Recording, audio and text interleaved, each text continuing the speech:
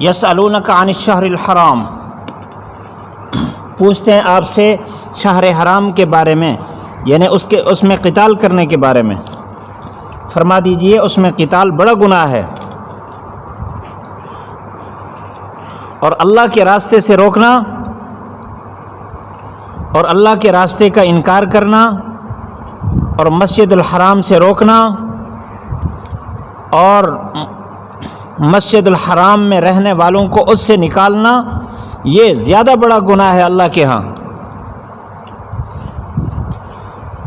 اور شرک کا فتنہ یہ مرنے سے زیادہ بڑا ہے۔ ہمیشہ یہ آپ سے قتال کرتے رہیں گے یہاں تک کہ ان کو ان کے دین یردوکم، لوٹا دیں تمہیں تمہارے دین سے اگر وہ طاقت رکھیں۔ جو تم میں سے اپنے دین سے لوٹ گیا وہ مر گیا اس حال میں کہ وہ کافر ہے، تو اس کے سارے اعمال دنیا اور آخرت میں ضائع ہو جائیں گے۔ یہ لوگ جہنمی ہیں جس میں ہمیشہ رہیں گے۔ بے شک وہ لوگ جو ایمان لائے اور انہوں نے ہجرت کی اور جہاد کی اللہ کے راستے میں، یہ وہ لوگ ہیں جو اللہ کی رحمت کے امیدوار ہیں۔ اللہ تعالیٰ بخشنے والا، رحم کرنے والا ہے۔ آپ سے سوال کرتے ہیں شراب کے بارے میں، جوا بازی کے بارے میں، میسر جوا بازی کے بارے میں۔ فرما دیجئے ان دونوں کے کرنے میں گناہ کبیرہ ہے، بڑا گناہ ہے، اور لوگوں کے لیے منافع بھی ہیں۔ ان کا گناہ بڑا ہے ان کے منافع سے۔ آپ سے سوال کرتے ہیں کہ وہ کتنی مقدار خرچ کریں۔ کیفیت کا سوال تھا، اب کمیت کا سوال ہے، یہ تکرار نہ رہا۔ فرما دیجئے بچا ہوا۔ اسی طرح اللہ تعالیٰ تمہارے لیے نشانیاں بیان کرتا ہے تاکہ تم نشانیوں میں غور فکر کرو دنیا اور آخرت کے امور میں۔ آپ سے سوال کرتے ہیں یتامہ کے بارے میں۔ فرما دیجئے کہ اصلاح ان کے لیے بہتر ہے اگر تم ان کے ساتھ مال میں اختلاط اختیار کرو، پس وہ تمہارے بھائی ہیں۔ اللہ تعالیٰ جانتا ہے مفسد کو مصلح سے۔ اگر اللہ چاہے تو تمہیں تکلیف میں ڈال دے، اللہ تعالیٰ غالب ہے، حکمت والا ہے۔ نہ نکاح کرو مشرک عورتوں سے یہاں تک کہ وہ ایمان لائیں، اور مومن باندھی بہتر ہے مشرکہ سے اگرچہ وہ مشرکہ تمہیں اچھی لگے۔ نہ نکاح کرو مشرک مردوں سے، یعنی اپنی لڑکیوں کا، بہنوں بیٹیوں کا، یہاں تک کہ وہ ایمان لائیں۔ اور مومن غلام یہ بہتر ہے مشرک سے اگرچہ مشرک تمہیں اچھا لگے۔ اولئک، یہ وہ لوگ ہیں جو آگ کی طرف بلاتے ہیں، اللہ تعالیٰ جنت کی طرف بلاتا ہے اور مغفرت کی طرف بلاتا ہے اپنے حکم سے، بیان کرتا ہے اپنی نشانیاں لوگوں کے لیے تاکہ وہ نصیحت حاصل کریں۔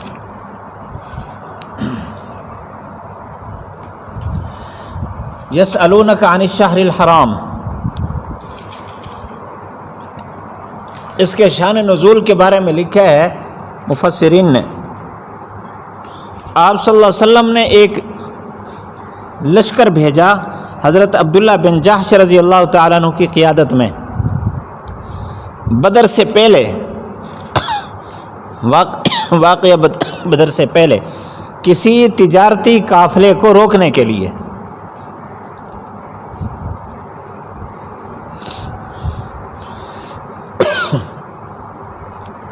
یہ لشکر، اور اس لشکر کو آپ صلی اللہ علیہ وسلم نے ایک پرچی لکھ کر دی، لیکن ساتھ فرمایا کہ اس کو دیکھنا نہیں ہے، جب فلاں جگہ پر پہنچو تو پھر اس کو کھول کر پڑھنا اور اس کی ہدایت کے مطابق آگے چلنا ہے۔ سارا لشکر وہاں پہنچا، جب انہوں نے وہ پرچی دیکھی، کھولی، تو اس میں لکھا ہوا تھا کہ فلاں طرف سے جو ایک قافلہ گزر رہا ہے تو اس کو روکنا ہے، اس کے ساتھ مقابلہ کرنا ہے اور پیٹھ نہیں پھیرنی جب تک تم غالب نہ آ جاؤ۔ جب وہاں ان کو پتہ چلا تو سارا کا سارا لشکر ادھر چلا گیا، اور یہ دن تھے جمادی الاخری کے آخری دن، آگے رجب تھا، اور رجب محرمات میں سے ہے، اشہر حرم سے ہے، تو یہ ان کے ساتھ لڑتے رہے۔ آخری دن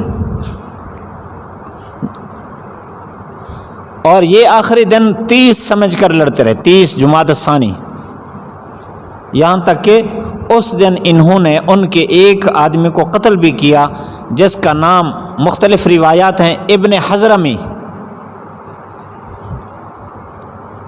عامر تھا یا عمر تھا، مختلف نام روایت میں ہے، اس کو قتل بھی کیا۔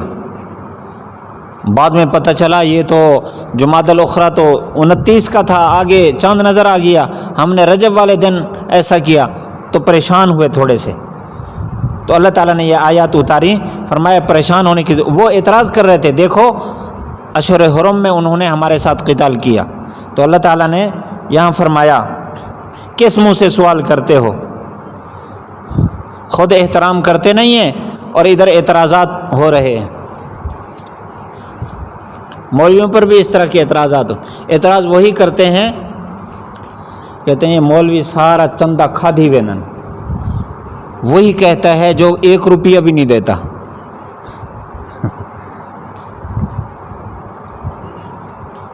چندہ کھانے کے لیے مدرسے بنائے ہوئے ہیں، تو اس طرح کے سوال ہوتے رہے ہیں۔ فرمایا کس منہ سے سوال کر رہے ہو؟ یسألونک، آپ سے پوچھتے ہیں شہر حرام کے بارے میں کہ اس میں قتال کا کیا حکم ہے۔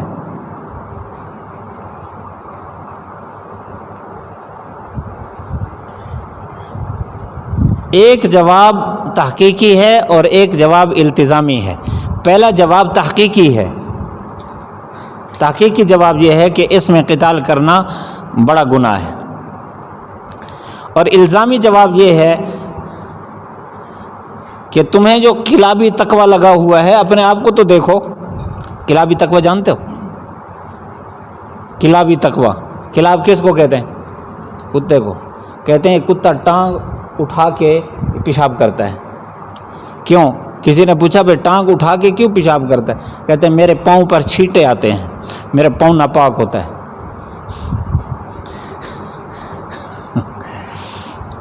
وہ کلابی تقوی۔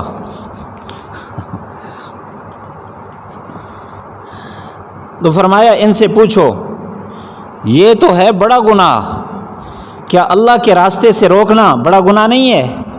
کفر اختیار کرنا بڑا گناہ نہیں ہے؟ مسجد الحرام سے تم نے روکا، یہ بڑا گناہ نہیں ہے؟ اور وہاں مسجد الحرام میں رہنے والوں کو وہاں سے نکلنے پر مجبور کیا، یہ بڑا گناہ نہیں ہے؟ یہ اس سے بھی بڑا گناہ ہے۔ اور شرک یہ اس قتال سے بھی بڑا گناہ ہے۔ اتنے بڑے گناہوں کا ارتکاب کر رہے ہو، اس وقت اس طرف توجہ نہیں ہے، ادھر خطا سے یہ کام ہو گیا، یہاں شور کر رہے ہو۔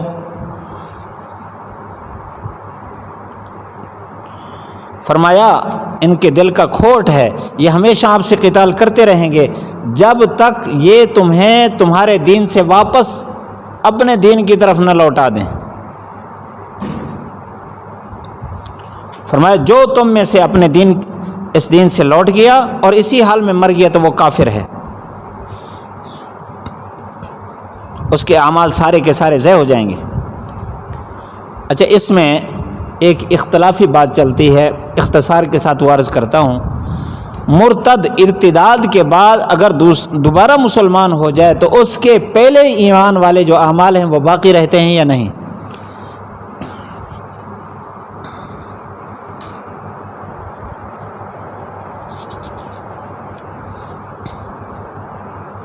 تو اس کا جواب یہ ہے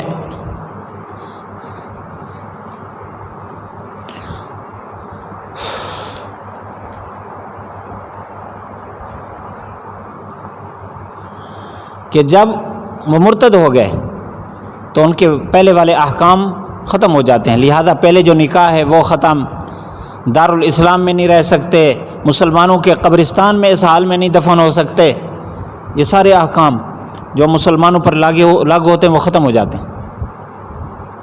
ان کے پہلے اعمال دوبارہ مسلمان ہو گئے، پھر آپ نے فقہ میں یہ مسئلہ پڑھا، خاوند بیوی دونوں اگر مرتد ہوئے اسی دن دونوں پھر مسلمان ہو گئے تو ان کا نکاح باقی رہتا ہے، اور اگر ایک مرتد ہوا ہے تو پہلے اس پر اسلام پیش کیا جائے گا، اگر اس نے قبول کر لیا تو نکاح باقی ہے، نہ قبول کیا تو نکاح ختم۔ والذین آمنوا والذین آمنوا والذین ان الذین آمنوا والذین ہاجروا وجاہدوا فی سبیل اللہ. چلو شاباش. جو ایمان لائے، یہ ایمان والوں کی صفات ہیں. ایمان لائے، ہجرت کی، جہاد کیا، یہ لوگ اللہ کی رحمت کے امیدوار ہیں. اللہ تعالیٰ ان کی بخشش فرمائے گا.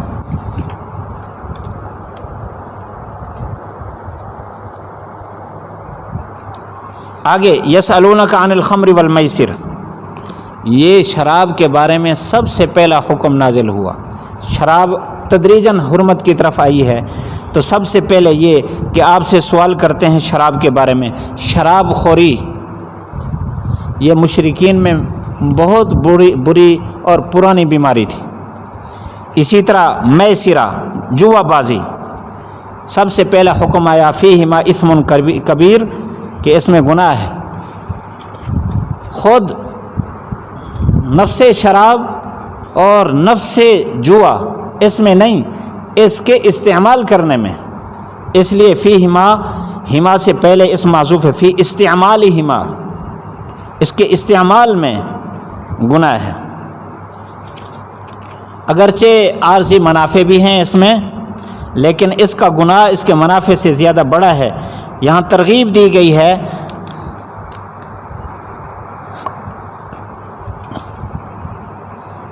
کہ اس کو چھوڑنا چاہیے.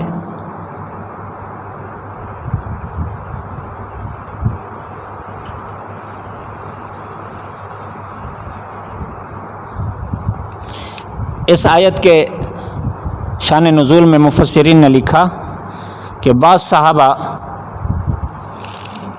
اس آیت کے اترنے کے بعد بھی پیتے رہے، کہ اللہ تعالیٰ نے روکا تو نہیں ہے، اتنا فرمایا کہ اس میں منافع ہیں لیکن منافع سے زیادہ گناہ ہے.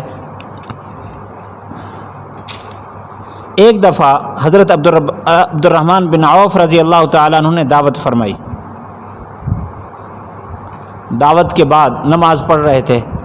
نماز میں ایک صحابی جو امامت کر رہا تھا وہ قل یا ایھا الکافرون لا اعبد ما تعبدون، نشہ کی وجہ سے کچھ اور کہہ دیا. اعبد ما تعبدون، میں عبادت کرتا ہوں اس کی جس کی تم عبادت کرتے ہو. پھر اللہ تعالیٰ نے حکم اتارا ولا تقربوا الصلاۃ وانتم سکارا، جب تم نشے میں ہو نماز کے قریب نہ جاؤ. حضرت عمر رضی اللہ تعالیٰ عنہ ہر وقت دعا کرتے تھے یا اللہ کسی طرح اس شراب کو سری حرام قرار دے. لوگ پھر بھی نہیں چھوڑ رہے.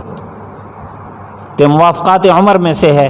پھر آیت نازل ہوئی انما الخمر والمیسر والانصاب والازلام ذالک رجس من عمل الشیطان. حرمت صریح پھر اتری، تدریج سے یہ احکام اترے. تو بہرحال قیامت تک کے لیے اب حرام ہے. یسألونک ماذا ینفقون، پہلے سوال کیا تھا کیفیت کے بارے میں، کیسے خرچ کریں، تو اب کمیت کے بارے میں ہے. اب ان کو بتا دیجئے جو تمہاری ضرورت سے زائد ہو اس کو خرچ کرو، تاکہ تم اچھا اللہ تعالیٰ تمہارے لیے نشانیاں بیان کرتا ہے تاکہ تم آیات میں غور فکر کرو. فی الدنیا والآخرہ کا تعلق تتفکرون کے ساتھ ہے کہ دنیا آخرت کی نشانیوں میں احکام میں غور فکر کرو.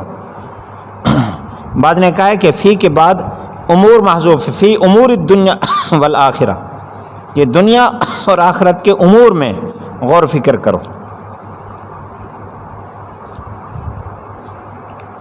وَيَسْأَلُونَكَ عَنِ الْيَتَامَى، اگلا سوال یتامہ کے بارے میں. جب یہ قرآن مجید ابتدا میں یہ تھا کہ یتیموں کا مال لوگ آپس کے اپنے مال کے ساتھ ملا لیتے، کٹھے پکاتے، کٹھے کھاتے پیتے، اور اس میں بعض جن کے دل میں وہ خیرخواہی نہیں ہوتی تھی وہ یتیموں کا مال اڑا جاتے تھے.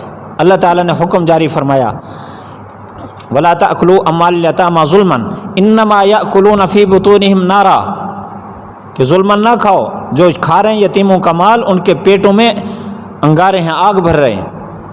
تو صحابہ ڈر گئے، فوراً یتیموں کے مال اپنے مالوں سے الگ کر دیے. اب ان کے لیے الگ سالن پک رہا ہے ان کے لیے الگ پک رہا ہے، ان کے لیے روٹی الگ پک رہی ہے، ان کے لیے الگ پک رہی ہے، ہر چیز میں جدائی کی، ڈرے ہوئے ہیں کہ ایک قطرہ بھی ہمارے پاس آ گیا یہ تو آگ ہے۔ لیکن اس میں بڑی مشکلات پیش آ رہی تھی۔ ظاہر بات ہے یتیم ایک ہے، اس کے لیے 2 روٹیاں پکائیں، اس نے ایک کھائی، ایک تو ضائع ہو گئی۔ سالن الگ پکایا، تھوڑا بہت بچ گیا، اس کو کھانا تو جائز نہیں ہے، اب وہ ضائع ہو گیا۔ اب تکلف ہوا، بڑا سخت پریشانی ہوئی، تو اللہ تعالیٰ نے یہ آیت اتاری کہ یتامہ کے بارے میں سوال کرتے ہیں کہ کوئی اس میں بہتر صورت کوئی نکل آئے۔ اللہ تعالیٰ نے فرمایا اصلاح لہم خیر، تمہارے دل میں ان کی خیر خواہی ہونی چاہیے۔ وَإِن تُخَالِطُوهُمْ، اگر اب اجازت دے دی تم ان کا مال اپنے مال کے ساتھ ملا لو، لیکن اندازہ صحیح لگاتے رہو، اگر تم ملاؤ وہ تمہارے بھائی ہیں، اور اللہ تعالیٰ جانتا ہے کس کا ارادہ فساد کا ہے، اس کا مال کھانے کا ہے، کس کا ارادہ خیر خواہی کا ہے۔ فرمایا اگر یوں پرانا حکم باقی رہتا تو تم مشکل میں پڑ جاتے، وَلَوْ شَاءَ اللَّهُ لَأَعْنَتَكُمْ، اگر اللہ چاہتا تو تمہیں مشکل میں ڈال دیتا، لیکن اللہ تعالیٰ غالب ہے، حکمت والا ہے، ہر چیز پر، ہر حکم پر غالب ہے، لیکن حکمت کے ساتھ فیصلے کرتا ہے۔ وَلَا تَنكِحُوا الْمُشْرِكَاتِ،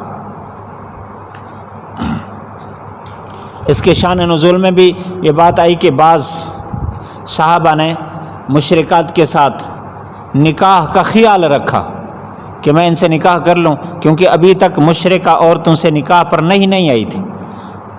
اللہ تعالیٰ نے یہ آیت اتاری کہ مشرک عورتوں سے نکاح نہ کرو جب تک وہ ایمان نہ لائیں۔ تو نکاح میں بنیاد دین ہے، دین۔ آپ صلی اللہ علیہ وسلم نے فرمایا لوگ 4 وجہ سے نکاح کرتے ہیں، مال دیکھ کر، حسن جمال دیکھ کر، نسب قوم دیکھ کر، دین دیکھ کر۔ تو آپ نے فرمایا دین دیکھ کر نکاح کر کے کامیابی حاصل کرو۔ دین کی بنیاد پر جو نکاح ہو اس میں خیر ہی خیر ہے، برکت ہی برکت ہے۔ جہاں حسن کو مد نظر رکھا گیا، مال دولت کو، تو وہاں فساد ہے۔ اس لیے فرمایا کہ آپ ان سے نکاح نہ کرو، اس کے مقابلے میں آپ کو ایک باندھی مل گئی، اس زمانے میں باندھی ہوتی اور معاشرے میں انتہائی گھٹیا، تو فرمایا لیکن ایمان والی ہے، تو ایمان کا عنصر جس میں موجود ہے وہ زیادہ قیمتی ہے اگرچہ وہ باندھی ہو۔ وَلَوْ أَعْجَبَتْكُمْ، فرمایا اگرچہ مشرکہ تمہیں اچھی لگتی ہے۔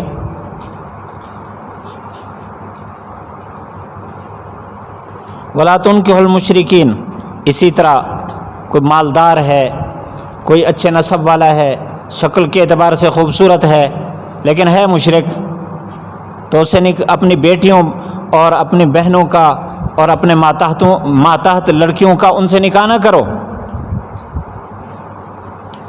کوئی غلام تمہیں مل جائے یہ اس مشرک سے بہتر ہے، غلام مل جائے ایمان والا اس مشرک سے بہتر ہے، اگرچہ وہ تمہیں اچھا لگے۔ جس نکاح کی بنیاد قرآن ہو، دینداری ہو، علم ہو، وہ نکاح کامیاب ہے۔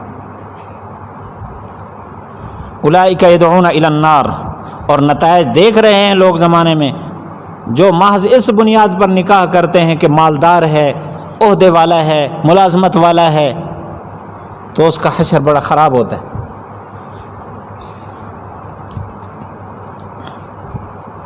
واللہ یدعو الی الجنہ، اللہ تمہیں جنت کی طرف، یہ لوگ تمہیں آگ کی طرف بلاتے ہیں مشرک۔ آج کل بھی توجہ رکھیں گے، باطل فرقے ایمان والوں کے ایمان پر ڈاکہ ڈالنے کے لیے یہی جال اختیار کرتے ہیں۔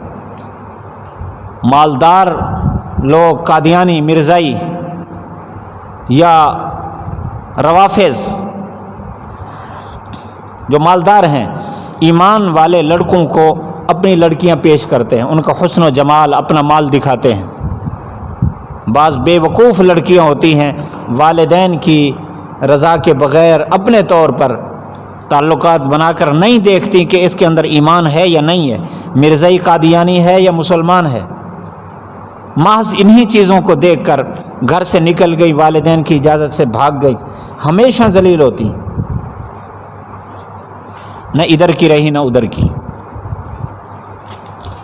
اور کبھی یہ لڑکیاں پیش کرتے ہیں لڑکوں کو کہ ہمارے اس کے ساتھ نکاح کر لو، خوبصورتی دیکھی، مال دولت دیکھا، دین نہ دیکھا، عقیدے اور نظریے کا پتہ نہیں، بعد میں واضح ہوتا ہے کہ یہ تو قادیانی عورت ہے۔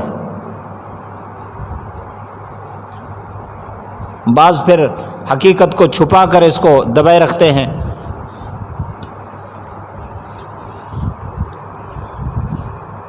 اللہ اکبر۔ لکھ لیں اس کے عنوانات۔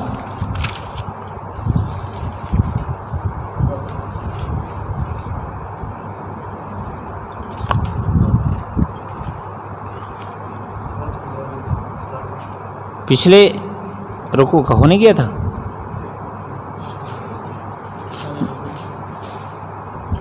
اچھا، شان نزول ہوا تھا۔ چلو یہ آپ پھر لکھ لینا مغرب کے بعد، اس کے عنوانات میں لکھوا دیتا ہوں آپ۔ یسألونک عن الشہر الحرام ازالہ شبہ،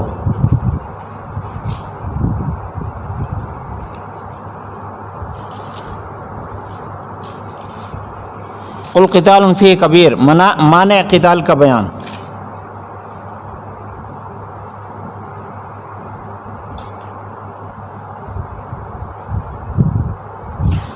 ساتھ ہی لکھیں جواب تحقیقی، وصد عن سبیل اللہ الزامی جواب۔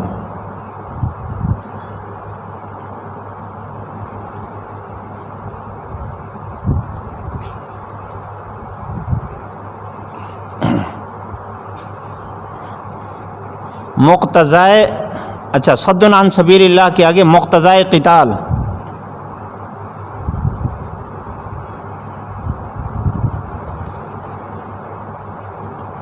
صد عن سبیل اللہ نمبر 1، وکفر بہ نمبر 2، والمسجد الحرام، اس کا عطف پیچھے ہے عن سبیل اللہ پر، پیچھے صد ملے گا، صد عن المسجد الحرام، صد عن المسجد الحرام، واخراج اہلہ نمبر 4،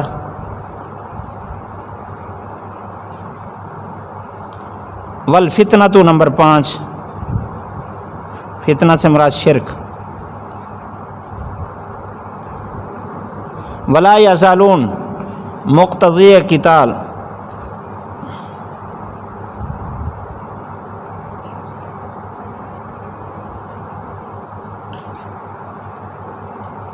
و دوام عداوت کا بیان، دوام عداوت دشمنی،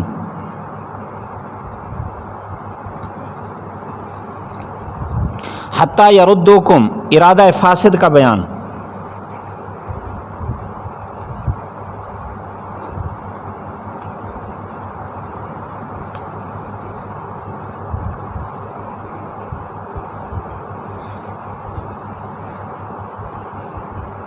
مقصود قتال فی سبیل اللہ کی ترغیب،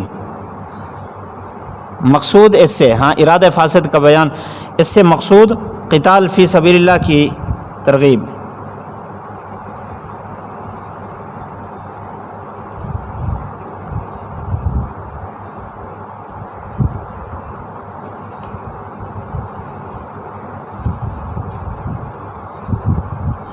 اچھا، ومن یرتد تنبیہ مؤمنین،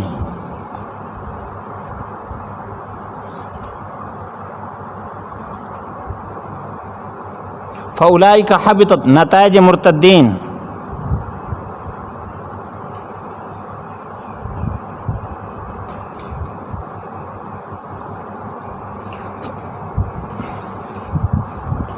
نمبر 1 حبط اعمال،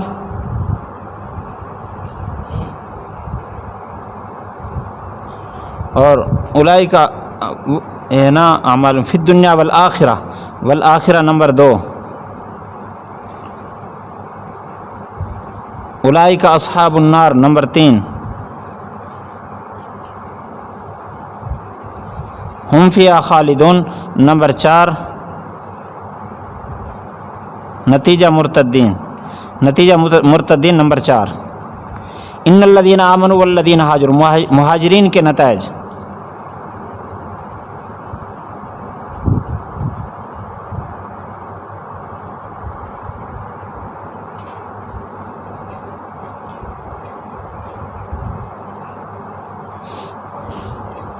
اچھا، واللہ غفور الرحیم، وسعت مغفرت و رحمت.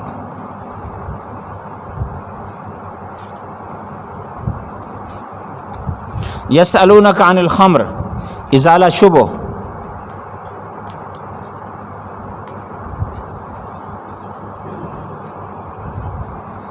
کیا شبہ ہوتا ہے؟ شراب پی لیا کریں تاکہ طاقت بڑھ جائے، جوش بڑھ جائے اور مقابلہ کریں.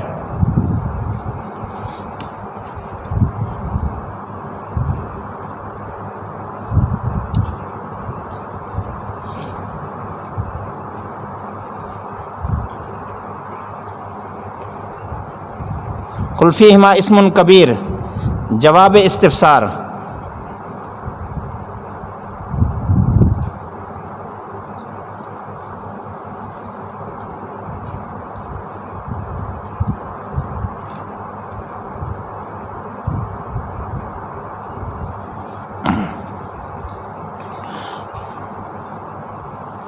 اچھا، اسم کبیر، اس میں ساتھ لکھیں مضرات شراب.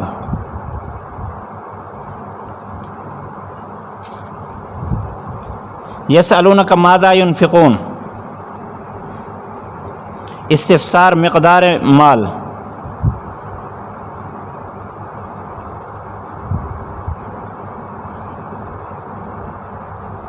مقدار انفاق مال.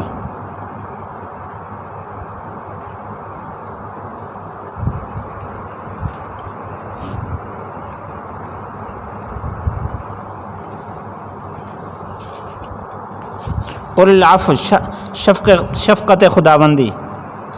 اگر اللہ تعالیٰ فرما دیتے سارے خرچ کرو.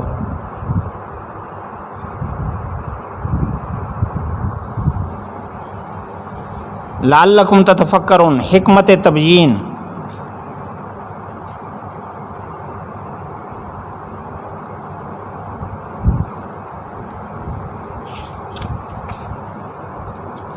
یسألونک عن الیتامی، ازالہ شبہ.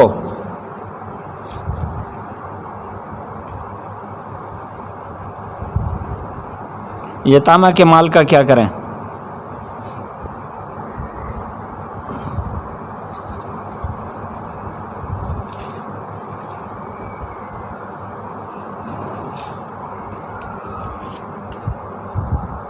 ان اللہ عزیز حکیم.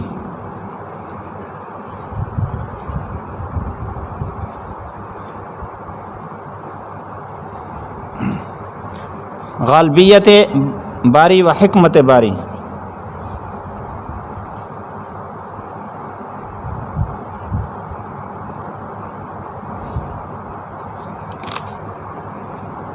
ولا تنکحوا المشرکات،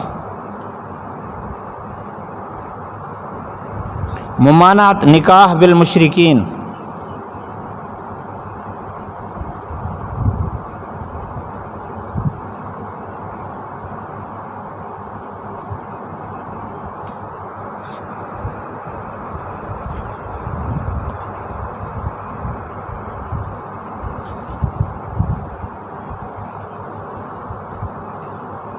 ولا امۃ مؤمنۃ، مومنہ کی فضیلت.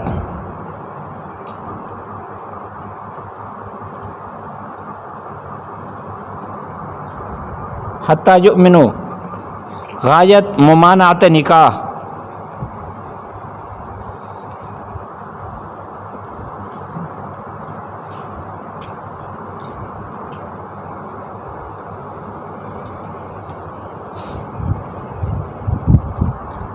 ولا عبد مؤمن، فضیلت مؤمن.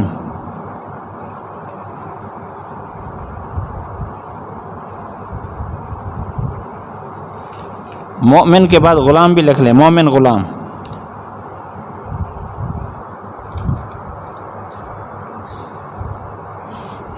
اولئک یدعون الی النار، کارنامے مشرکین.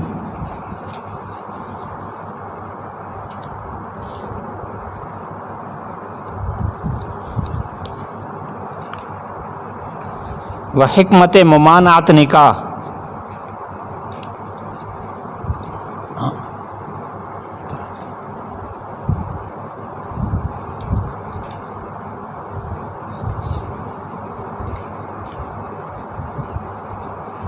نکاح کرنے کے بعد یہ آپ کو چھوڑیں گے نہیں، آگ تک لے جائیں گے۔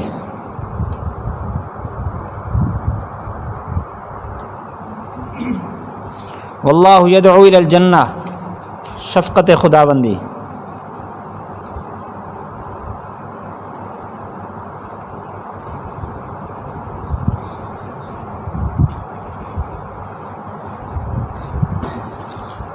آگے ترجمہ دیکھیں۔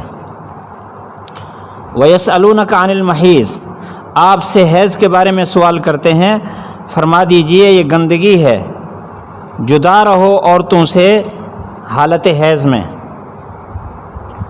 وَلَا تَقْرَبُونَ، ان کے قریب نہ جاؤ یہاں تک کہ وہ پاک ہو جائیں۔ جب پاک ہو جائیں تو ان کے پاس آؤ، من حیث، اس طریقے پر جو تمہیں اللہ تعالیٰ نے حکم فرمایا۔ اللہ تعالیٰ پسند کرتے ہیں توبہ کرنے والوں کو اور پسند کرتے ہیں پاکی والوں کو۔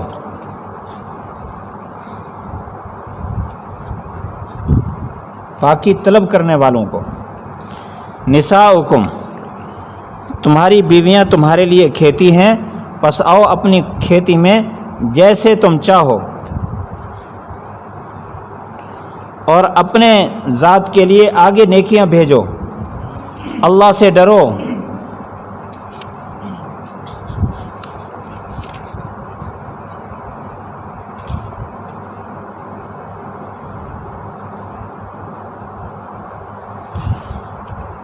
اللہ اکبر۔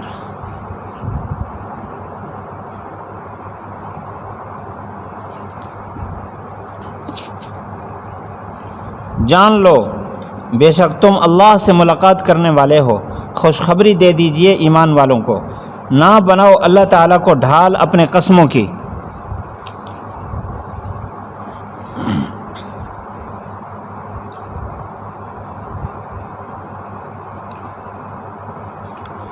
اللہ اکبر۔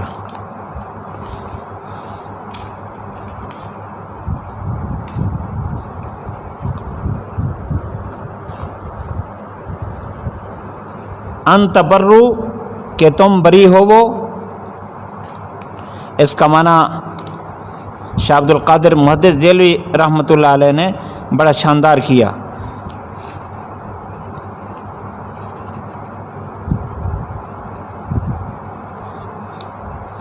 فرماتے ہیں اللہ تعالیٰ کو مت ڈھال بناؤ اپنی قسمیں کھانے کا، کہ سلوک نہ کرو، ان تبرو وتتقو،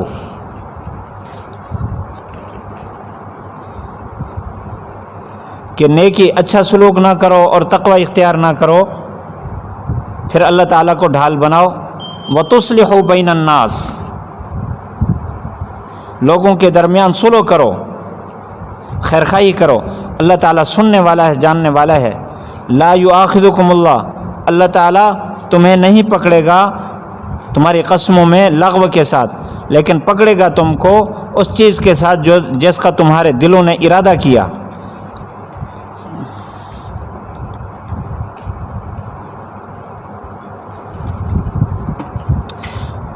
اللہ تعالیٰ بخشنے والا بردبار ہے۔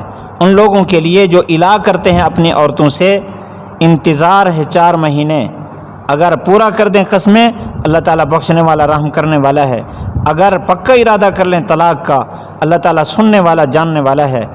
طلاق شدہ عورتیں روکے رکھیں اپنے آپ کو 3 طہر، بلکہ 3 حیض۔ طہر شوافے کے نزدیک اس کا معنی ہے 3 حیض۔ نہیں حلال ان کے لیے کہ چھپائیں وہ جو اللہ تعالیٰ نے ان کے رحموں میں پیدا کیا، اگر وہ ایمان لیں اللہ پر اور قیامت کے دن پر، اور ان کے خاوند زیادہ حق رکھتے ہیں ان کو لوٹانے کے اس عدت میں، اگر وہ اصلاح کا ارادہ رکھیں۔ عورتوں کے لیے حقوق ہیں مثل اس کے جو عورتوں کے مردوں پر حقوق ہیں، عورتوں پر مردوں کے حقوق ہیں دستور کے مطابق۔ مردوں کے لیے عورتوں پر ایک فضیلت کا درجہ ہے، اللہ تعالیٰ غالب ہے، حکمت والا ہے۔ ما قبل کے ساتھ ربط میں بتا دیتا ہوں، ہے بھی مختصر، بس سن لیں۔ جلدی جلدی ہم اس کو کر لیتے ہیں۔ ولا تنکحوا میں نکاح کے مسائل تھے، اب بھی نکاح کے مسائل ہیں۔ اس رکوع کا موضوع احکام حیض اور مسائل طلاق ہیں۔ اس رکوع کا خلاصہ علم المخاصمہ تھا، اب علم الکلام کا ذکر ہے۔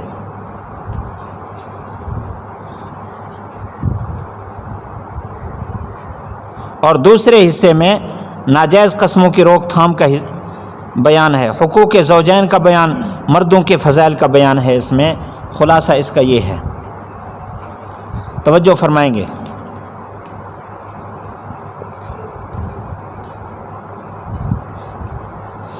یسألونک عن المحیض،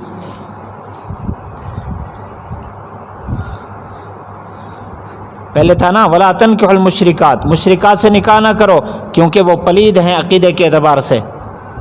تو پھر اشکال ہوتا تھا کہ جو جسمانی اعتبار سے پلید ناپاک ہیں ان کا کیا حکم ہے؟ تو اللہ تعالیٰ نے اس کے حکم کو پھر بیان فرمایا یہ گندگی ہے۔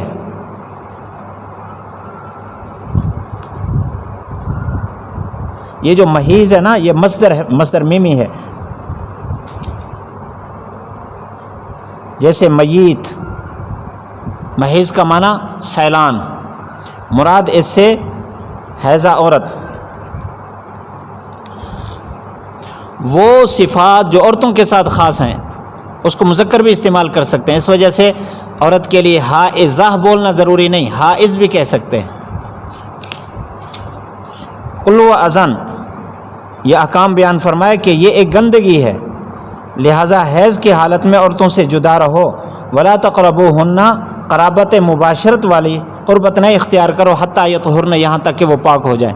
یہ دو روایتیں حتیٰ یطہرن یطہرن، اصول فقہ میں آگ پڑھتے ہیں کہ اس میں یطہرن اور یطہرن اس کی ادائیگی کے فرق کے اعتبار سے احکام میں بھی فرق آ جاتا ہے۔ یطہرن اس کا مطلب ہے پاکی اختیار کرنا، لہذا اگر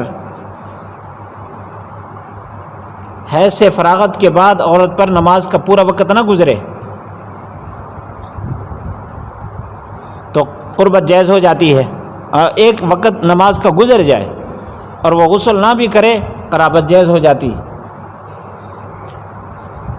اور یہ طاہر نہ ہو تو پھر اس کا مطلب ہے مکمل پاکی حاصل کرنا، لہذا اب دونوں روایتوں کو دو حالتوں پر رکھا ہے۔ اگر 10 دن کے بعد پاک ہو رہی ہے تو پھر یطہرن والا حکم ہوگا، یعنی اس کے لیے غسل کرنا قرابت کے لیے کوئی شرط نہیں ہوگا، نماز کا وقت گزر جائے کافی ہے۔ لیکن اگر 10 دن سے پہلے پاک ہو رہی ہے تو پھر اس کے لیے غسل لازم ہے۔ جب پاک ہو جائے تو پھر تم آؤ ایسے جیسے تمہیں اللہ نے حکم فرمایا۔ ان اللہ یحب التوابین، اللہ تعالیٰ توبہ کرنے والوں کو پسند کرتا ہے، یعنی اگر کسی سے خطا ہو جائے ان دنوں میں تو وہ توبہ کر لے، اللہ تعالیٰ توبہ قبول کرنے والا ہے۔ اور جو پاکی کو تلاش کرے اللہ تعالیٰ اس کو بھی اس سے محبت رکھتا ہے، یحب المتطہرین۔ آگے مزید احکام مسئلہ بیان فرمایا۔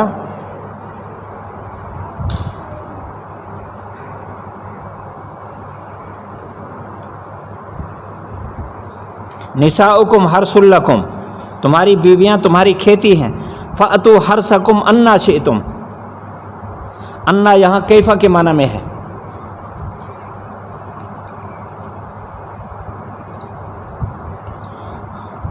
اصول فقہ والوں نے یہ ایک ضابطہ بیان کیا کہ انا کے دو معنی ہیں، اینا اور کیفا۔ اگر اس کے بعد فعل آ رہا ہو تو انا کیفا کے معنی میں ہوگا، اس کے بعد اسم ہو تو انا اینا کے معنی میں ہوگا۔ جیسے حضرت زکریا علیہ السلام نے حضرت مریم علیہ السلام سے پوچھا انا لکی ھذا، انا کے بعد لکی ہے، فعل نہیں ہے، تو وہاں اینا کے معنی میں ہے۔ اور یہاں انا شئت، اس کے بعد فعل کھڑا ہے تو انا کیفا کے معنی میں۔ وقدموا لانفسکم، اپنے آگے کے لیے تدبیریں کرو، اللہ سے ڈرو، اللہ تعالیٰ جانتا ہے، تم جانتے ہو، وَاعْلَمُوا، جان لو کہ تم اللہ سے ملنے والے ہو، ایمان والوں کو خوشخبری دو۔ ولا تجعلوا اللہ عرضۃ لایمانکم،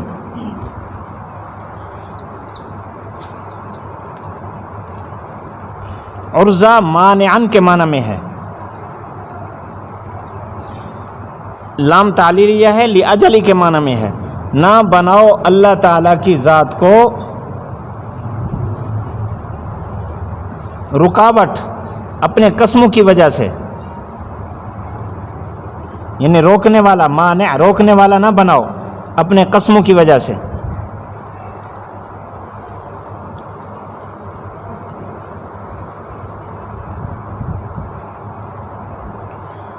کہ تم نیکی کرو، تقوی اختیار کرو، لوگوں کے درمیان صلح کرو، ان معاملات میں اللہ تعالیٰ کو اپنے قسموں کے لیے ڈھال نہ بناؤ۔ آپ کو پتہ ہے قسم کی 3 قسمیں ہیں، یمین لغو، یمین غموس، یمین منعقدہ۔ ہر ایک کے احکام آپ فقہ میں پڑھ لیتے ہیں، وقت تھوڑا ہے، آگے چلیں۔ اللہ تعالیٰ نے آگے حکم فرمایا، یہ جو یمین لغو ہے اس پر مواخذہ نہیں ہے۔ یمین لغو کیا ہے اب بتانا پڑے گا۔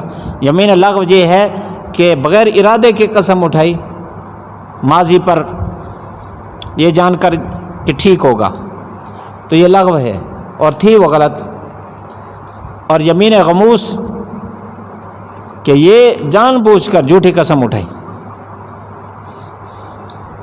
یہ بھی اس پر بھی کوئی کفارہ نہیں ہے۔ منعقدہ آئندہ کے لیے جس کا ارادہ رکھتے ہیں اللہ تعالیٰ اس پر مواخذہ کرے گا۔ وَلَٰكِن يُؤَاخِذُكُم بِمَا كَسَبَتْ قُلُوبُكُم، یہ یمین غموس کو شامل ہے کہ جان بوجھ کر جھوٹی قسم اٹھائی تو اس پر کفارہ تو نہیں ہے لیکن اللہ مواخذہ کرے گا، توبہ ہے، استغفار ہے۔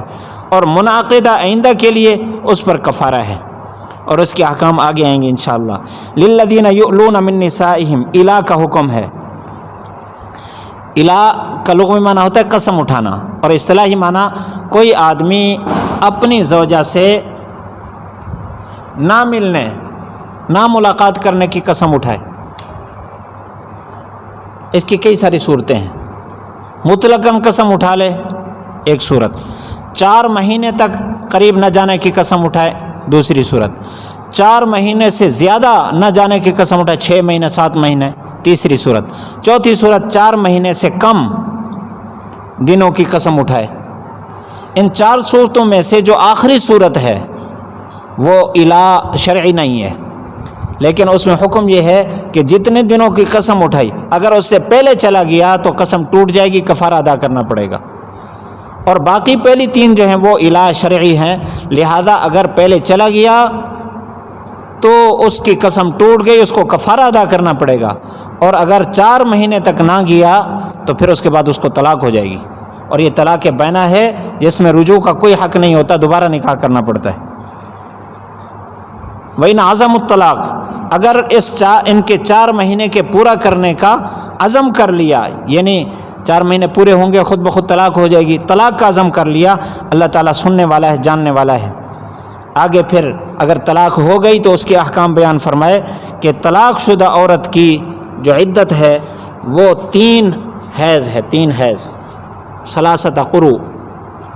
احناف کے نزدیک قروء حیض کے معنی میں ہے، اور شوافی کے نزدیک قروء طور کے معنی میں ہے۔ اس کے دلائل اصول میں آپ پڑھ لیتے ہیں۔ تو فرمایا کہ کیونکہ اگر حیض والی عورت ہے تو پھر تو 3 حیض ہیں، اور اگر حیض والی عورت نہیں ہے تو پھر 2 صورتیں ہیں، یا تو حاملہ ہے یا پھر عائسہ ہے۔